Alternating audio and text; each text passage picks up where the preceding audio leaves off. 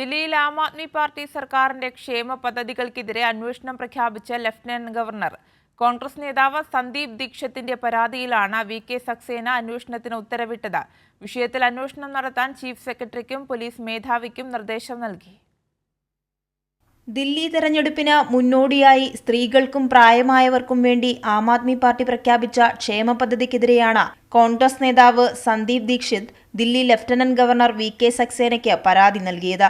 അർഹരായ സ്ത്രീകൾക്ക് പ്രതിമാസം 2100 രൂപ വീതം നൽകുന്ന മഹിളാ സമ്മാൻ യോജന പദ്ധതിയുടെ പേരിൽ വ്യക്തിഗത വിവരങ്ങൾ സർക്കാർ ശേഖരിക്കുകയാണെന്നും പഞ്ചാബിൽ നിന്ന് ദില്ലിയിലേക്ക് പണം കൊണ്ടുവരുന്നു തുടങ്ങിയ ആക്ഷേപങ്ങളാണ് സന്ദീപ് ദീക്ഷിത് പരാതിയിൽ ഉന്നയിച്ചത്.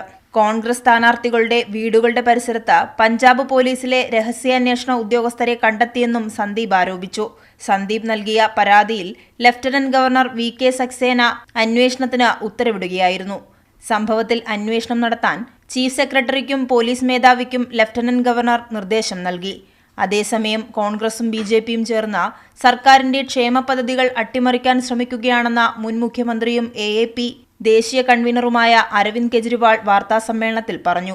ആം ആദ്മി പാർട്ടിയുടെ തെരഞ്ഞെടുപ്പ് വിജയ സാധ്യതകൾ അട്ടിമറിക്കാൻ ലഫ്റ്റനന്റ് ഗവർണറുടെ ഓഫീസിനെ ദുരുപയോഗം ചെയ്യുകയാണെന്നും കെജ്രിവാൾ കൂട്ടിച്ചേർത്തു.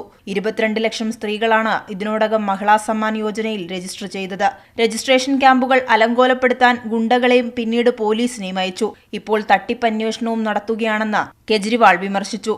നേരത്തെ ദില്ലി സർക്കാരിന്റെ മദ്യനയത്തിനെതിരെ കോൺഗ്രസ് നൽകിയ പരാതിയിലാണ് മുഖ്യമന്ത്രി അരവിന്ദ് കെജ്രിവാൾ, ഉപമുഖ്യമന്ത്രി മനീഷ് സിസോദിയ ഉൾപ്പെടെയുള്ളവരുടെ അറസ്റ്റുണ്ടായത്. കൈരളി ന്യൂസ്, ദില്ലി.